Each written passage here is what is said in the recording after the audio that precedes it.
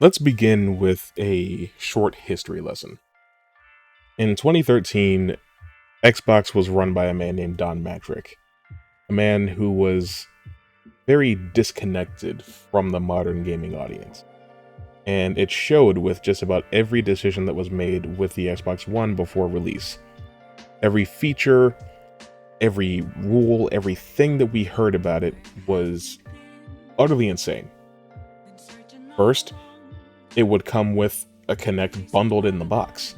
It wasn't an option like it was for the 360. You had to have the Kinect, which made people concerned because BioWare was a real scare at the time, due in large part to Edward Snowden. But beyond that, they wanted to go in a very digital-heavy direction, wherein it would DRM physical games.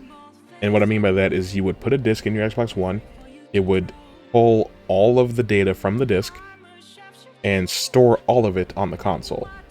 And the disc would be nothing more than a key that you would use to unlock the game content and play it. But all of that content from that disc was locked to your account. So you could not give your game to a friend to let them borrow or sell it to somebody. You couldn't trade it in at a non-pre-approved retailer. You weren't going to be able to get like pre-owned games at GameStop, stuff like that. It was also $500. It needed a constant internet connection to work, which is insane. Because if you look at the internet infrastructure in the US now, which is where Microsoft's fan base is the biggest, it's still insane. A lot of people still don't have good internet, but think about 2013.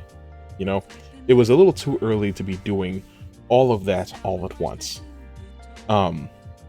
If you're a fan of Xbox though, or if you're a fan of PlayStation, why don't you go ahead and hit that like button and we'll continue.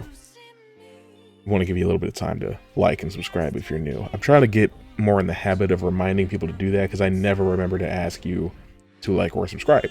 But hopefully I can fix that in the future. The point of that little history lesson is that Microsoft absolutely botched the release of the Xbox One. And as Phil Spencer has said before, Phil Spencer is the new head of Xbox, that was probably the worst generation to lose because, like it or not, that generation, the 8th generation, is where the industry started to shift and pivot towards a very digital-heavy era. And with the PS4 outselling the Xbox One something like 3-1, the install base moving into this current generation, the 9th, was massive. If you're somebody who owns a lot of digital games on your PS4, you're going to want to continue to play them. So what's the incentive for you to buy an Xbox One? You're going to buy a PS5 where you can continue to play new games and all the ones that you already have. The install base over at Xbox was just smaller to begin with. So it seems like losing that generation has had such a lasting impact on Microsoft and Xbox that they might never recover. Or at least that's what Phil Spencer seems to believe. Now, they have taken actions over the last 5 or 6 years that are somewhat incongruous to this belief system, where they bought Activision and they bought Bethesda, and they have all of these studios and all these companies under their umbrella now that can make exclusive games for them. There's a lot of discussion about whether or not console exclusivity hurts or helps the industry. That's not the topic of conversation. I want to talk about Xbox and what they can do to get back on track. Pardon the interruption, it's your boy Toxic Boyo, and I wanted to take a brief moment to let you know about the Toxic Touch Productions Patreon. I'm not currently monetized on YouTube, but I still want to bring you the best content that I possibly can. I want to make those videos that you love, and I want them to be the best that they can be. But I need a little help. That's where you guys come in. If you want to support me directly, you can head on over to patreon.com/ToxicTouchProductions or click the link in the description or the pinned comment. For even just $5 a month, you can get your name included in the credits at the end of the video, gain access to exclusive channels on the Discord, and you get specialized merch at no extra cost. It only gets better as the tiers go higher. Go check it out. Thanks for listening and thanks for supporting my dreams. Now let's get back to the video. A lot of people believe that because the PS5 is beating the Xbox Series family of consoles so drastically that we may never see another Xbox. I don't particularly think that that's true. I think that there's a good chance that we get one more Xbox in maybe 2027 or 8. I'm sure that we're already looking at next-gen consoles. Sony and Microsoft are developing them as we speak, which is depressing considering how nothing this generation has been. But that's neither here nor there. I would like to take a brief moment, though, to shift focus and talk about this video's sponsor.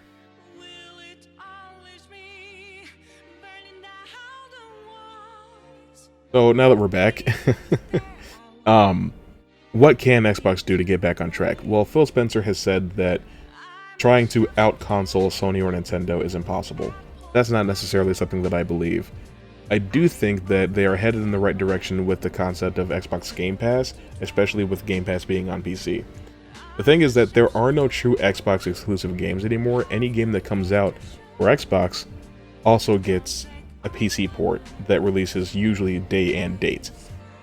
And another thing that's interesting about their purchase of Activision and of Bethesda is that, much like Starfield was, the next Elder Scrolls or the next Fallout could very well be Xbox and PC exclusive.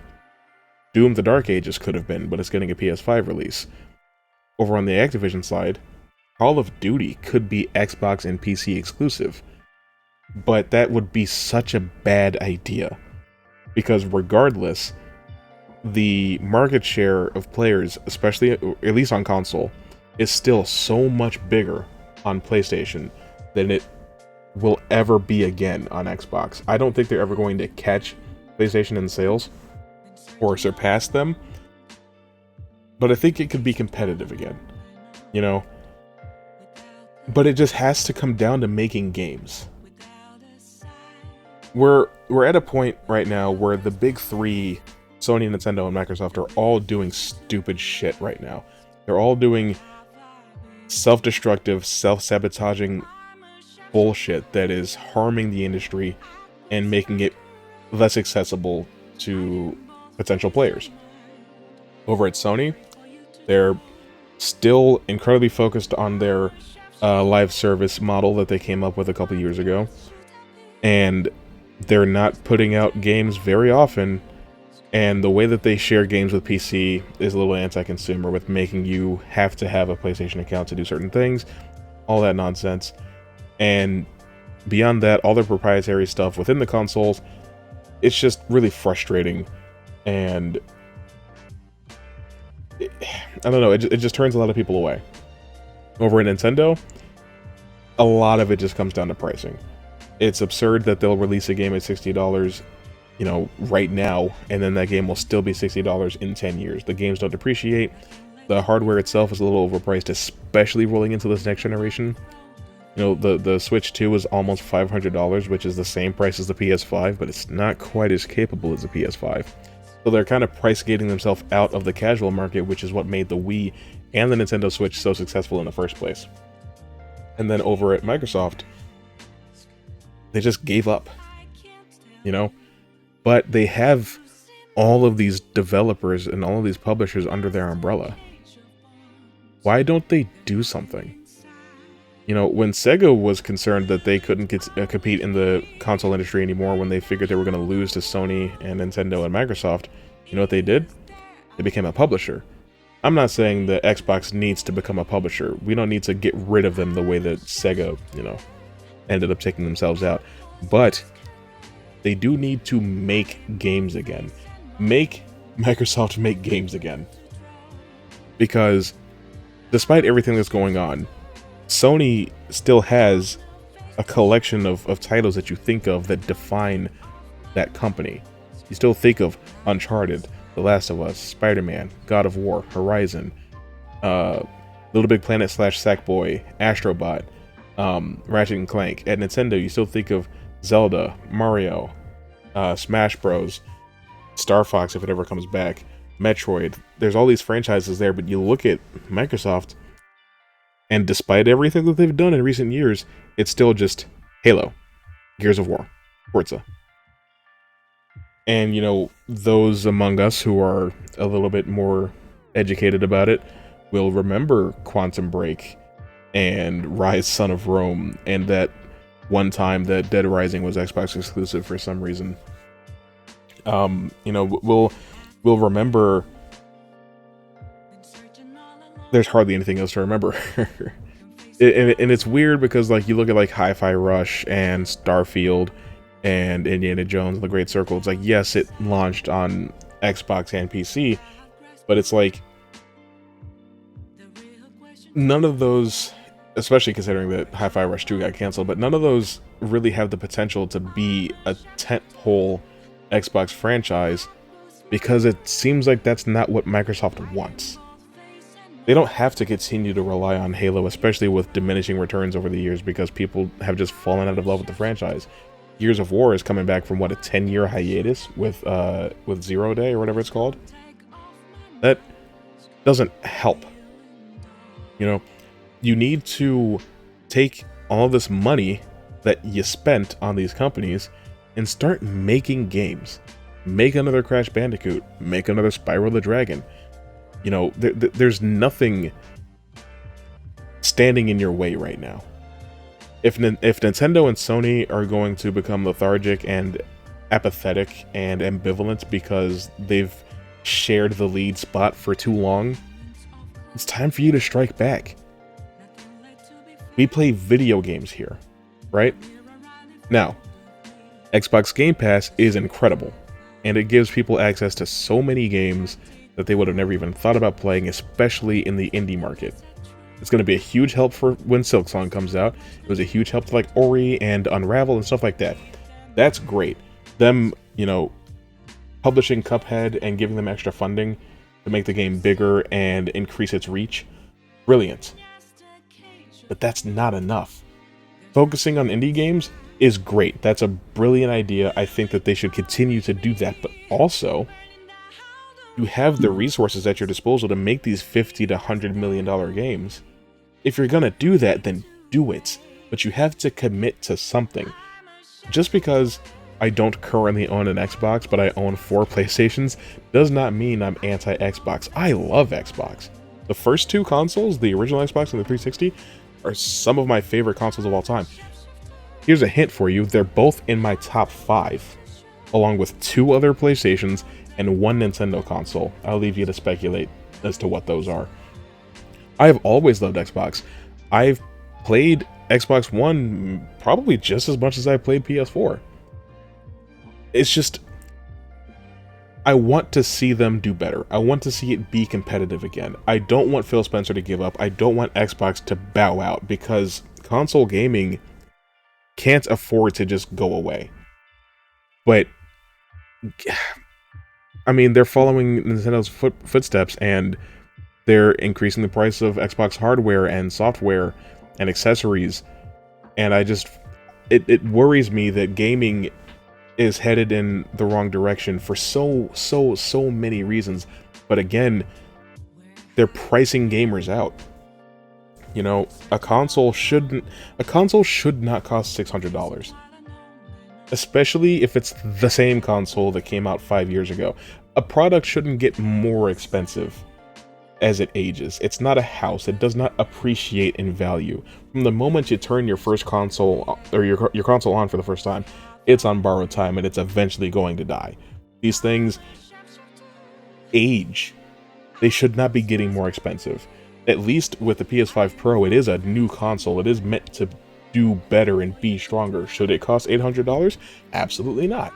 Is it way too expensive? 100%. That's what I mean. Gamers are being price gated out of the hobby that we all love. We all love playing the games, but a lot of us are going to not be able to afford to play the games. $70 for a game is about half of what I make in a day at my day job. You up that price to $90 for Mario Kart. What's it called? The new Mario Kart? Mario Kart 9. That's suddenly most of what I make in a day.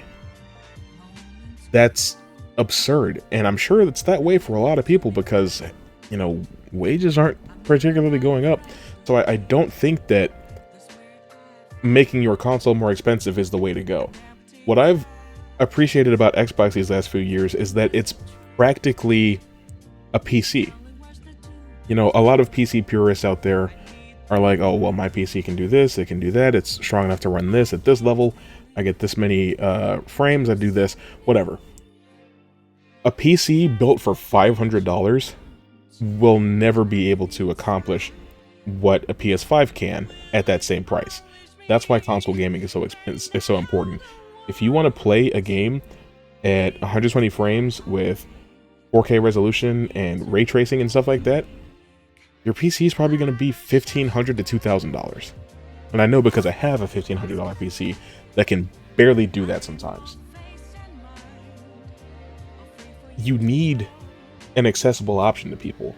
The Xbox Series S is a good idea, although I still don't love the all-digital concept.